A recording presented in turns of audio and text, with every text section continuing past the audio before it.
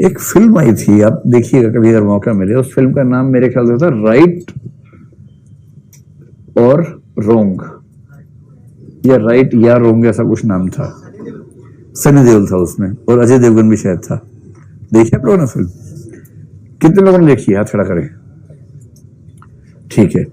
और एक अभी हाल ही में फिल्म आई थी 376 थी ना शायद, जो जिसका 375 इसका जिक्र क्लास में हुआ था ना। हाँ, दोनों एक ही तरह की फिल्म एक सेंस में है। राइट और रॉन्ग में क्या है, आपको पता है कि हमारे संविधान में एक व्यवस्था है कि हम सेल्फ इनक्रिमिनेशन के लिए किसी व्यक्ति को बाध्य नहीं कर सकते। इसका मतलब कोई व्यक्ति खुद अपने विरुद्ध गवाही दे, इसके लिए हम किसी को बाध्य नहीं कर सकते हैं।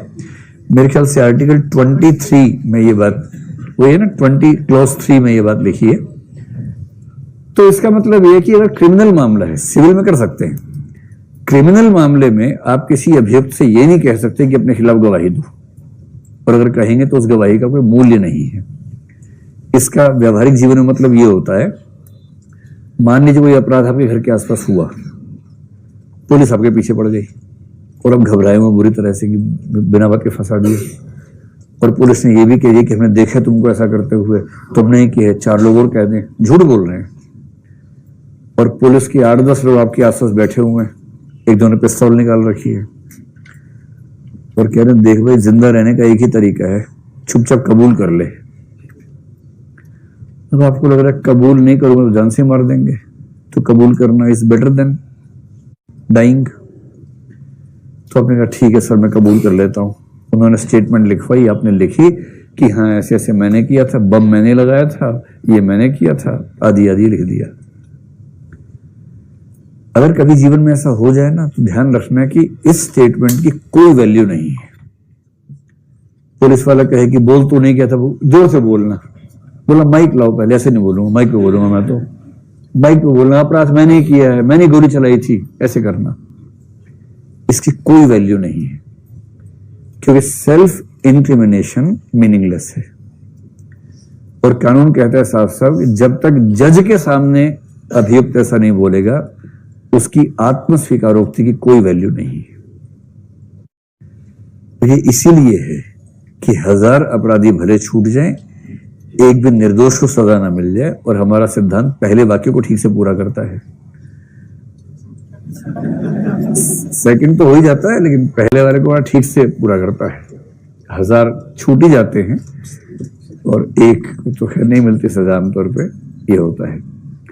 तो सेल्फ इंक्रिमिनेशन वाली जो बात है ना, उससे अगर आप इस चीज का लिंक समझना चाहें कि इस फिल्म में क्या हुआ, कुछ लोग आजकल कहते हैं, सुप्रीम कोर्ट के पास सुझाव आया कि भाई किसी ने अपराध किया या नहीं, इस पर सरकार इतना खर्चा क्यों करती है। सिंपल है, एक लाई डिटेक्शन टेस्ट होता है, उससे चेक कर लो, क्या दिक्कत है। आजकल तो और भी तरीके उसके आ गए हैं, पॉलीग्राफ टेस्ट आ गया है, नार्को एनालिसिस आ गया है। नार्को एनालिसिस में ऑब्जेक्टिविटी काफी ज्यादा है। खतरा ये है कि जिसका करेंगे, किसी रेयर केस में उसकी मृत्यु भी हो सकती है, उसकी मतलब परमानेंट कोई डिस्टॉर्शन आ जाए बॉडी में, ऐसा भी हो सकता है। ये खतरा कैसे मोल लें, ये दिक्कत है। तो एक बार सुप्रीम कोर्ट में केस हुआ, सेल्वी का केस कहलाता है, प्रसिद्ध केस है। सुप्रीम कोर्ट से कहा गया कि सर ये जो इंडियन एविडेंस एक्ट है उसमें आप चेंज कर दीजिए। सुप्रीम कोर्ट तो जो कहता है चेंज हो ही जाता है। अगर लाई डिटेक्शन को, नार्को एनालिसिस को हम मान लें कि अपराध शास्त्र में मान्य तरीके हैं, तो हर अपराधी फंसेगा, एक भी निर्दोष नहीं फंसेगा। कितना सिंपल है। केस चल रहा है, आपको डाउट है 4 लोगों पे, चारों का नार्को टेस्ट कर लीजिए, और नार्को का मतलब उनको एनेस्थेसिया की डोज देके अर्ध बेहोशी की स्थिति में ले जाइए, जहां उनका दिमाग उनके कंट्रोल में ना हो। तब उनसे आप सवाल पूछेंगे, सवाल ऐसे कि यस और नो में आंसर दे सके, और उन आंसर्स के बेस पे ये अनुमान हो जाता है, लगभग ऑब्जेक्टिवली हो जाता है कि इस व्यक्ति ने क्या किया था, क्या नहीं किया था। कितना सिंपल है। तो ये फिल्म इसी पे थी, लाई डिटेक्शन टेस्ट पे थी। लाई डिटेक्शन का मतलब ये होता है कि मूल विचार ये है कि जब हम झूठ बोलते हैं, हमारी हार्ट बीट्स बढ़ जाती हैं, सच बोलते हुए हार्ट बीट्स ठीक रहती हैं। मूल कंसेप्ट ये है, यूज करते हैं। हाँ, तो इस फिल्म में वही थी मैं कि एक अपराधी है, अजय देवगन शायद अपराधी है, सनी देओल शायद पुलिस वाला है, वो जेल में है, उस पर लगातार टेस्ट हो रहे हैं, लाई डिटेक्शन के टेस्ट हो रहे हैं, पर वो इतना घाघ है कि उसको अपनी हार्ट बीट्स पे ही पूरा कंट्रोल है।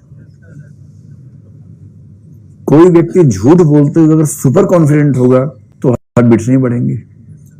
अच्छा, 4 पुलिस वाले आसपास खड़े हैं, आपसे पूछा आपका नाम क्या, तब भी बढ़ जाती है हार्ट बीट्स, के नाम क्यों पूछ रहे हैं, जबकि आप नाम सच बता रहे हैं, उस समय बढ़ तो जाती है।